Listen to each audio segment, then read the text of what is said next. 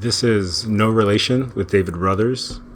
I've been a writer, editor, critic for years now, and I never get tired of talking to my friends and family about all the stuff we find cool, whether it's movies, music, religion, life, whatever.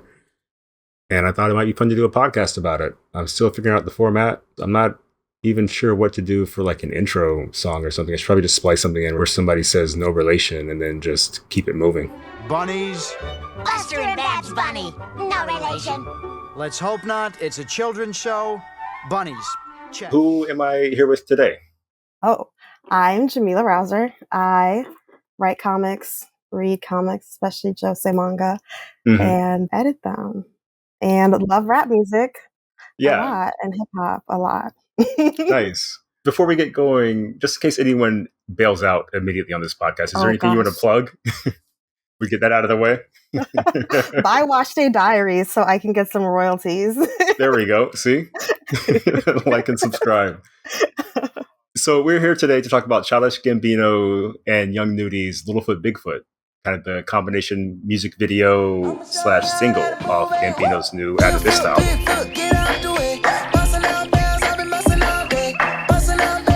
So you hit me up about this over text a couple days ago. So I just was like, let's make this a thing. Yeah. So what's interesting about Littlefoot Bigfoot? Oh my gosh. It was one of those videos that I was like, I need to rewatch this a few times. Like there's a lot going on here. With the song, I already knew the song from the unreleased album. And I already was like, upbeat song, really messed up there. I can curse on here, right? Yeah, you can curse. Okay, great. These lyrics are kind of dark a bit, but fun. But yeah, somebody gets shot. And so I was like, that's we should talk about it. We should talk about it. And we had really different reactions because when I saw somebody get shot, I was like, oh, that's just something that happens in the stuff that I watch all the time. Which is really funny to me. I don't know. But why did that stand out to you, like in a song like this? What did it do to you? That's funny too, because I watch a lot of horror, but they aren't usually getting shot as like the method of them dying. So I immediately went to the This Is America video where he like shoots up the choir, and I'm like, is this something? Do I like this? Do I not like this? And because he goes right back into the music, like right while everybody's laughing. So I don't even get a chance to process. Yeah.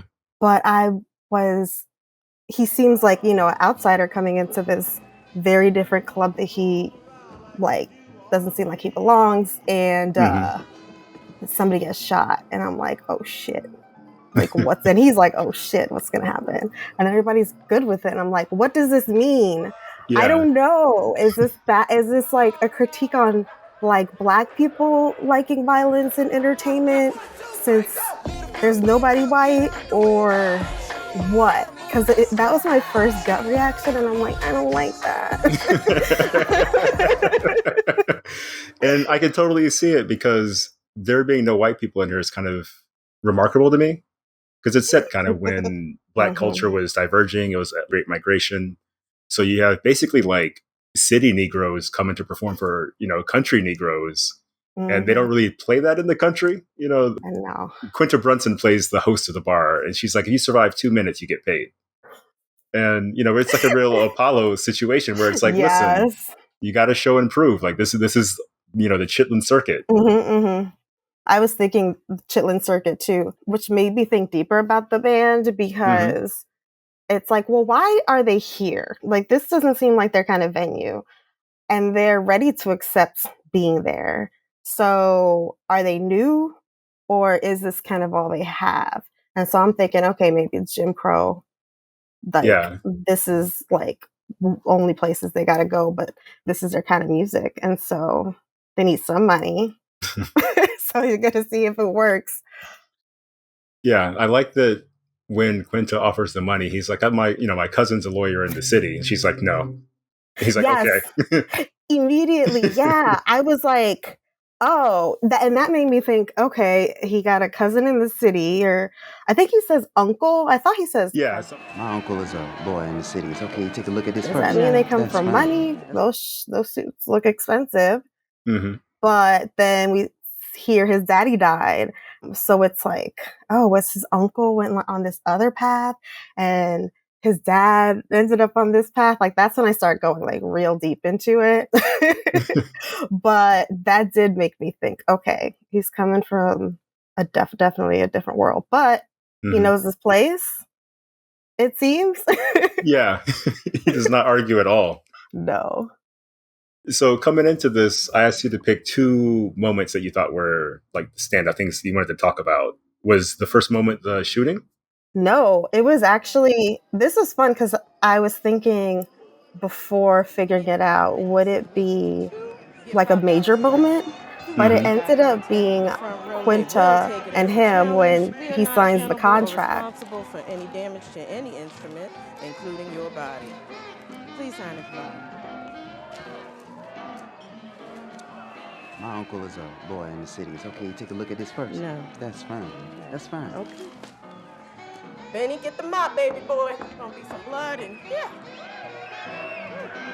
Nice. And that, like what we just were talking about, because I was like, this tells us a lot here, because it's like outside of the bouncer who doesn't say nothing. Like, this is the first time they're talking. He's talking to somebody from this establishment. She's the boss. This little lady clearly like runs the place. And he sheepishly is like, hey, can my uncle look at this? No. Oh, that's cool. That's cool. Like, no problem. And I'm like, this is so interesting. Like, these, and the lighting, the way the black and white is, I guess, treated, it's a lot darker than, I would say, just like flipping on black and white. I think like, it's not just a grayscale filter. Yes. Yeah. So the parts that are lighter, like, seem even more brighter. Yeah. And so I was like, that's when I started to get into the like, oh, well, why are they there? They seem so out of place, but excited to be there, ready to make whatever $2-3 that they can. You're going to split $5 3 ways.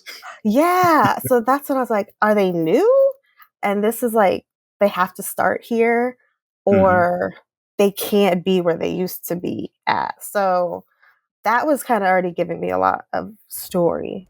Yeah, I like that a lot. Their whole situation, like, I wondered if they were new to it. This was like they can only get booked in clubs like this for now until they make their name, which is kind of cool. And then in kind of like a broader cultural sense, like you were talking about, it's like, if you want to be part of Black culture, you got to be part of Black culture. Like, you got to kind of encompass like a lot of us and not just a narrow slice of us or exclude a lot of us. And they're very much like trying to show and prove so hard, you know, like the way they snap into dancing. I love, like, it's so cool seeing people dancing back from this era. I think they do a good job of mixing in modern dance, but making it feel like old school. Yeah. Especially it being like 3 dudes. Like, I feel like you never see like some Temptations style stuff anymore. Yeah, that's true. And it was a lot. It was pretty fast too. It made me also think, just in general, of like minstrels, which started with white folks pretending to be Black folks, blackface, all that kind of stuff. Exaggerating, yeah. Yeah. And I think later is when Black people started doing it and kind of making money off of these characterizations, these, you know, racist stereotypes of themselves. And it reminded me of like how we took the hard R and turned it into like the soft A. Yeah. And then now here we are using that to entertain each other versus using it to like get money from white folks. When the shooting happened in this one, did that feel like he was offended by what they were doing to you? What was your kind of read on his motivation behind the shooting? Oh, wait, or offended by? Like feeling like they were doing like bringing down the race, let's say. Yeah, I wasn't sure if it had to do with the different places, like the different types of Black folks they come from, where they come from, the differences, and if it was like wealthy and poor or city and country, and like here comes this city boy who accidentally killed this country Black man. Like, what is that? What does that mean? I think my first gut is maybe like with everything going on now is to not assume good intent.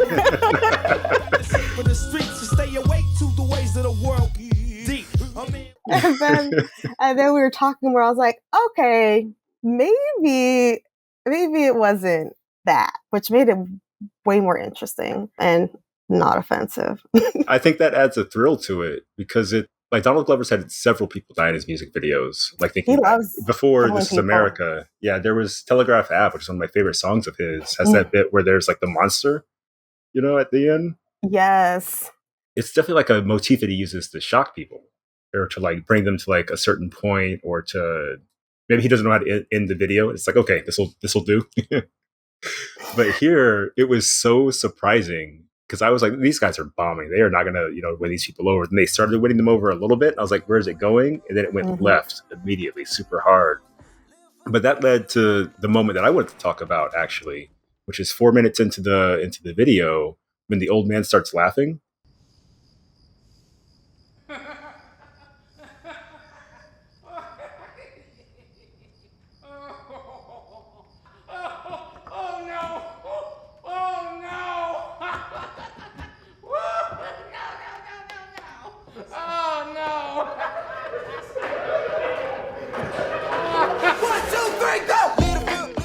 Like that was so charming to me. Oh my gosh. Like I know that, like, not stereotypically, traditionally, let's say, Black people have a very like respectful relationship with our elders. Like if you're at the cookout, like the older people eat first. They kind of set the tone for the family.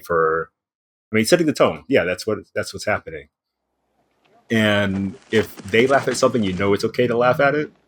Like when you watch a movie with your parents and like there's a joke that's like a little too grimy, but you hear them laugh, you're like, okay, this is cool. Hey, where are the white women That's how at? that felt to me, where he's laughing, oh no, which is one of the funniest laughs you can do. It's when something is going wrong, but not to you. And it reminded me of, there's this movie, No Way Out. It's from 1950. It's Sidney Poitier's debut movie. And we're going, Black history in this one. There we go. Ruby Dee and Ossie Davis are in it, who I've loved since I was a kid. When they were old when I was a kid, I saw them in movies. My grandparents liked them. And I was like, okay, I get it. They were in Do the Right Thing. Ruby Dee crying at the end of Do the Right Thing makes me cry every time. And in No Way Out, I didn't recognize them because they were so young. But Ossie tells an old man joke. Hello, what's the capital of South Dakota? Who knows? Boy, you couldn't get to be a mailman. Sure, maybe you could deliver babies, all right, but you couldn't deliver no letters. Luther home yet? Just went to bed. Take these in for me, will you? He didn't know the capital of South Dakota. You know what I said? Boy, I said, maybe you could deliver them babies, I said, but you sure can't deliver no letters. Sidney Poitier's wife comes home and he tells it to her. It's still laughing. And I'm like, this is such an old Black man thing to do. So inserting this in the middle of Littlefoot, Bigfoot, and that being the thing that makes like the crowd open up and like the performers are like, okay, like we're feeling it now. Like we can really go at it. Like I thought that was such a good way to not even defuse the shooting, but to play off of it. Yeah. Because it looks like nobody liked that guy was the second thing I thought. He was all the way in the back. Yeah. He's probably drunk. Like he probably is always at the bar wasted. Yeah. I've been in situations where, like, I feel like a lot of people have, where something bad happens, but it's like kind of funny. Like, it's fucked up if you laugh. And thinking about like our respect for our elders, it kind of feels like if they laugh, they're giving us permission to laugh. So we're all kind of waiting to see, like, is it okay? But then also they kind of can set the bar of how offensive their own jokes can be. Like my grandpa, rest in peace, but Lord, I would not repeat a lot of the things he would say. Yeah. But then some weren't all the way offensive, but it was funny, and I'm like, okay, yeah, that was good, Grandpa. I know you can say it, but your uncle said it. I don't know. It's like, I love Richard Pryor, but like you can't really sit around and play Richard Pryor records for people nowadays. Yeah, it's like I'm like, it was a different time, but like other people say it for other stuff, like I hate it. But the way this video plays with like elders and Black history in general, like I love seeing all of these like farmers and country people in the Mhm. video. Like we talked, me and you talked a lot about, you're a Bronx girl. I'm from the Mhm. South. Like I had a barn in my backyard growing up, like that kind of the South. Yeah, no. So these are my people, is how I feel. And some pigeons. Yeah. Like there's such a cool, like intercultural, but Mhm. cross-cultural like mix Yeah. to this. And the song itself, like Littlefoot Bigfoot, feels so old-timey. Mhm, And the mhm, lyrics are about modern drug dealing. Like, how mhm, did that mhm. strike you? Yeah, it was, oh my gosh, there was so much with that, and that's like part of like the lyrics, so I'll kind of bring it in. But Yeah. so this is like getting extra like too deep probably. But sure, whatever. This is the good It's what I part. got from it.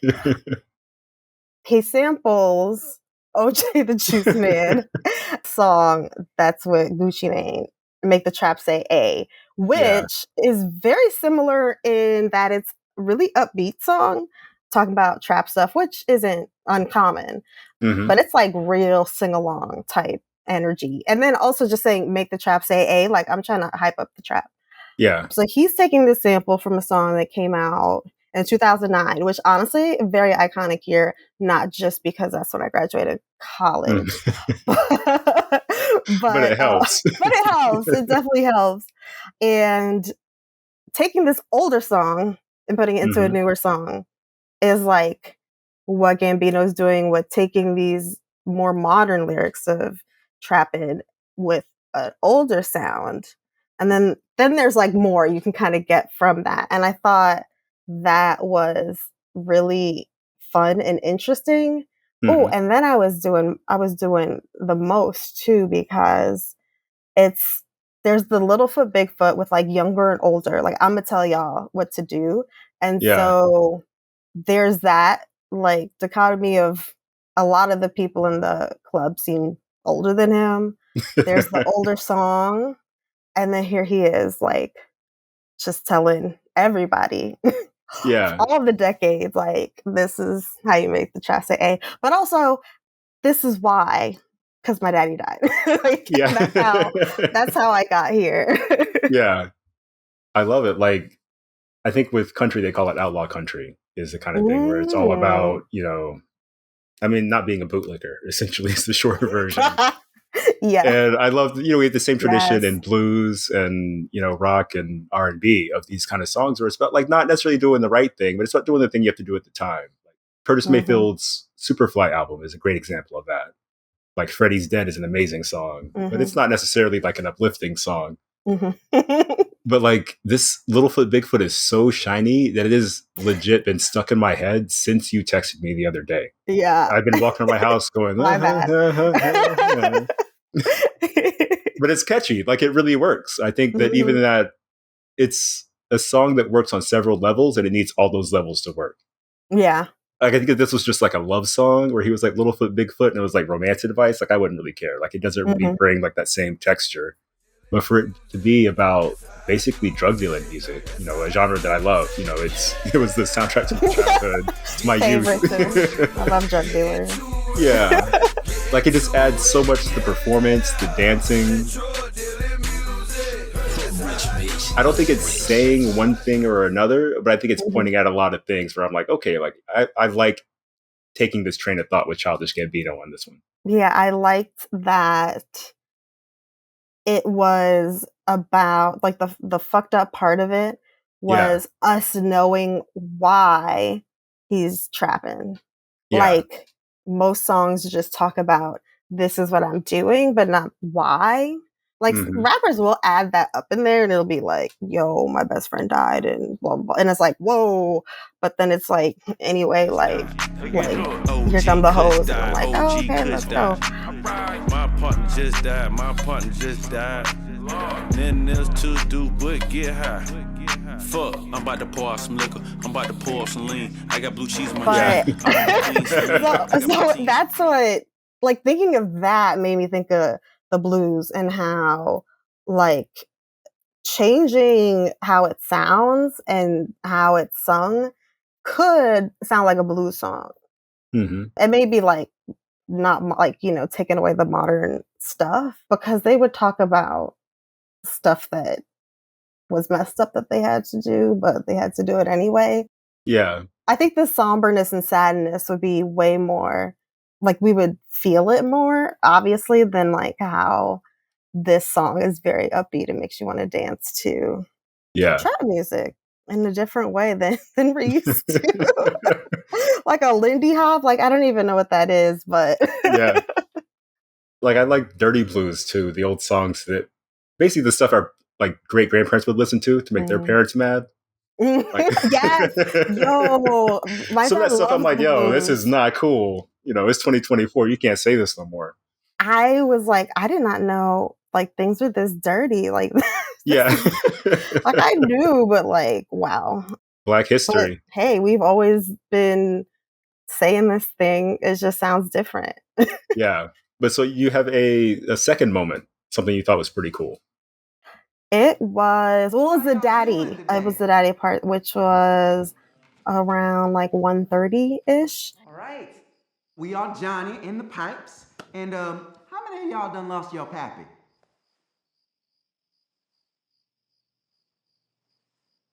Well, this one is for you. Where Yeah. he asked like, how many y'all done lost your pappy? And then, you know, big smile on his face and is like, me.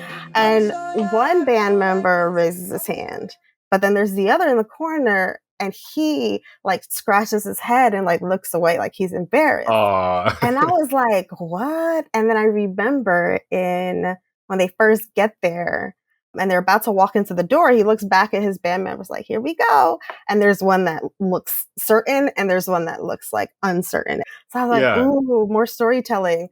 Why, you know, is he like newer? Like, why does he feel more uncomfortable? But the way he says it and the way it landed sounded like a stand-up comedy, like comedian, like saying a joke and it just like bombed. Yeah. It's like completely bombed. And I did too. I want to say this to Emmitt Smith, man. I'm your conscience. It is a pleasure. Man, it sure did get hot in here. Am I fucking up right now? I'm your conscience. I really don't need to be up here right now. I don't know what the fuck I was thinking. Even if the crowd related, they were like, no, like we haven't made it to this yet. You haven't earned We're not close enough for this. Yeah. Yo. Like, and I really liked that. And then he goes into this super happy song that's really messed up. Yeah. Yeah. I mean, but then it's like you go into the why of like, I lost my daddy. Why did you lose your daddy? And then you just kind of keep going back and back, and it just, you know, ends up with white supremacy and racism, like a lot of stuff in this country. So that's how I'm going to analyze like every song. Just like bring it back to like Yeah. You don't get a song like this without all that stuff in our past. Like without racism, we wouldn't be thinking about, you know, the effects of minstrelsy on Black joy, for instance, on dancing and things like that. You know, we can't really have like, there's a joke about like eating watermelon in front of white people. Yo. And how like self-conscious. Yeah. And that's like absurd. If you had to explain that to a space alien, they'd be like, okay, but like, I don't get it. You know, there'd be no angle that makes sense on that. But it's real. It's something that we go through because of this, you know, absurd history that we have. And seeing him play with that from a position of, I don't know if it's a position of power is the right word, but like awareness and like self-awareness, let's say. You know, he's like, he knows who he is. He knows kind of his place in time and space. And he's playing with time and space in this. Yeah, it made me want to talk about the video too. Like you were saying, like there's something here where I'm like, okay, like you're doing something and I want to know more about it. Yeah, it's that like overlap of where these two different communities and like, I don't know, types of Black folks can always relate, which like living overseas a lot was always comforting to be like, okay, we definitely look different, but we're the only Black folks in this place. Yeah. So we are together. Like if something goes down, like you're my cousin. Like that's just what it is. Yeah. But when you're in America, it's like, oh, I don't know. But there's always something that you could relate to. which hmm I love. I think that's so beautiful. I guess even when it's something messed up. I think especially when it's something messed up. Like there's Mhm. nothing like when you're outside and you see somebody like trip and fall, and then but you're far enough away that it's safe to laugh. It's when somebody's Mhm. next to you. Yeah, like look at that fool. No, I love Oh, it. man. I've been collecting books that are essentially like Black history photographs, not necessarily like Mm. civil rights movement, but like here's Black people from the 30s, farmers. Here's the freedom riders from the buses back in the day, and I love it as a genre because it's just like wow, like Black people have been beautiful for so long and so Yo. cool for so long. Like I very much in my head, growing up, I was like, oh, this is like the best we've ever had it. Like this is the peak of Mhm. whatever. But then you look and you see, some old dude with a straw in his mouth leaning against the fence in front of a field that he plowed himself. You're like, oh, that's cool too. Like Mhm. black is such a big box for me now. And this video is like kind of rattling the box and seeing what falls out, seeing how it Mm. feels. Oh, yeah, that's a good way to think of it. Like it's a lot of stuff that I kind of recognize. I don't know a lot about all of it, but like I'm enthralled by and love what it presents to me, which is like the Mhm. community of black, the continuity of black people, even Mm. with Yeah. how we leave the South and come back in ways like there's a reverse migration going on now.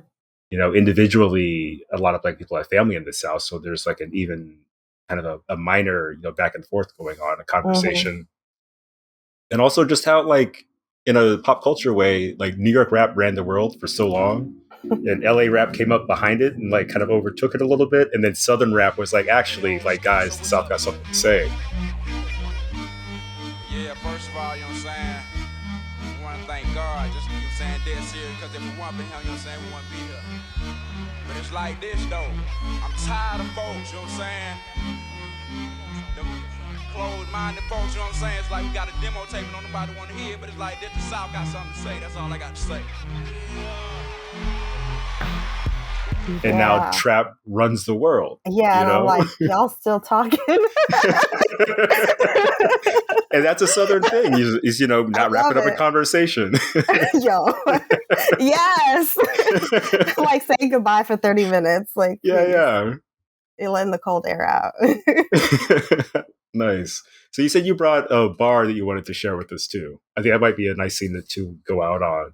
Oh, I think I brought this up. It was, there's still more to get from it, especially how I think of things. But it was a sample, like actually sampling, like quarter brick, half a brick, whole brick, A.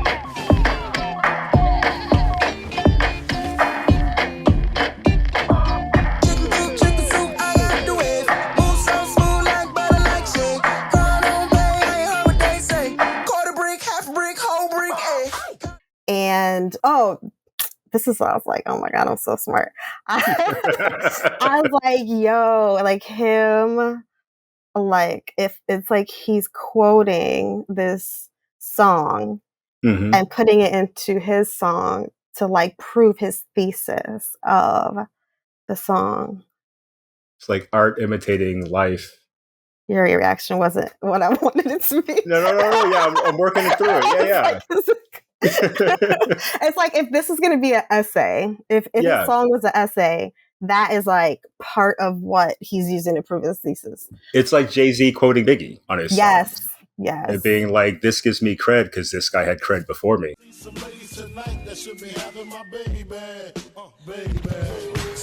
see some ladies tonight that should be rolling with Jason. Isn't this great? Your flight leaves at 8, her flight lands at 9, my game just rewind. Isn't this great? My flight leaves at 8, her flight lands at 9, my game just rewind. Yeah, no, that's good. Because the thing, the bar I was going to bring was actually that same one, but including the line before it, where he's like, crime don't pay, I ain't heard what they say.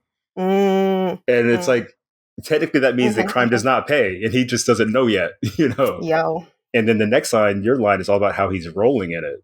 Like, that is just such, like, a gangster rap thing to do. Just like chef's kiss. Like, you got it. Yeah. It's definitely that, like, these people are telling him, like, don't do this. Don't be a criminal. Don't sell drugs. And he's like, I'm not listening. I don't give a fuck what y'all gotta say. Like, because old boy on the corner, he got money. You don't. So Yeah. and then goes on to say, like, look at this money I got. But then also, you know, might be seeing, you know, all these kinds of years in jail because of this. And it's just like, oof, well, is it worth it? Like, you are paying the price. Ooh, there's something there. Yeah, that's a classic rap song format too. The penitent drug dealer. Maybe you stay cold, maybe that's a bit mean. Maybe you grew up and I'm still living like a 16. Like a child running wild in the city streets. Man, I put that bitch up on the feet. She cut a nigga deep. Oh, Like that is like Scarface in a nutshell. Mm-hmm. To wrap it up, I call this Atlanta's version of Idlewild a little bit, just to get across the setting. Like, it's not exactly Idlewild, but like it's that kind of like, you know, early 1900s musical blackness. Do you feel the same? Like, does it have that kind of weird Atlanta twist? Yeah, I was listening to Idlewild again, and I already knew there were a lot of songs that were like they were like messed up, but sounded great. Yeah. What's the one where Andre's talking about the blues? Get down, come on.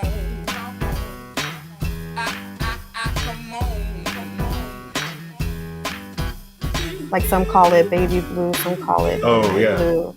Yeah, and I was like, oh, like that's so good, and it made me think about how the blues is one of the big origins of Black music, if like not the like forebears. Yeah. Like, I think even before like what we would call jazz, but yeah, and it's because we've had these stories since like it's slavery days, like in the field, and so it's like we're singing the same song, but it sounds different as time goes on. And I thought that was really cool to mix past and present in so many different ways. Yeah. No, absolutely. I think they did a great job with this one. He ate. Littlefoot, Bigfoot is just so, it's interesting. You know, I want to see what other people got to say. You know, we didn't even get to the outro with Young Nudie, which is a whole other, you know, kettle of fish. Because it's fucking whack. It's forgettable. It's what? I don't know. Well, I will mention, like, yeah, I don't like it because there are better trap rappers that he could have put for that spot, even if they're like not as popular, because it wasn't a very good verse. And the only thing I liked is at the end talking about like, gotta keep it real right here and I'ma bring it. Everybody hating on me cause I'm lit. Top of the world and I ain't giving y'all shit. Damn. Top of the world and I ain't giving y'all shit. Top of the world and I ain't giving y'all shit.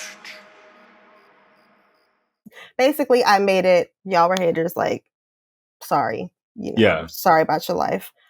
But also the way he's like big in the video was like really cool. So I'm like, ooh, what does this mean? Let me listen to his lyrics. Oh, they aren't saying anything. Maybe it was just like for the aesthetic. Like, I don't know. There could be a past and present thing there if you want to like reach for it. There's definitely like an observational thing, but no sort of we can't tell like how he feels about it. And then there's a girl dancing. She's just chilling, drinking lean, I'm assuming, because she got 2 cups. So I think it'd be fun, people who listen to this, and also for us after we get off the recording, just think about how the difference between what Quinta Brunson is doing in the beginning and what the lady's doing at the end, and like the subject matter and the lyrics. I think there's texture there too. You know, even though like I'm not really like a nudie guy, but I think his verse is relevant. It's more relevant than it is good, let's say. Yeah. You could Which is both, unfortunately like a very you got to be both. That's the thing.